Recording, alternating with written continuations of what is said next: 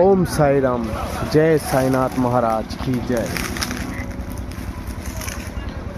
কর্ম খুব ভেবে চিন্তে করুন। কর্মফল থেকে আজ অবধি কেউ মুক্তি পায়নি। যত রতি মহারথী থাকুক না কেন, কর্মের জালে সবাই আবদ্ধ।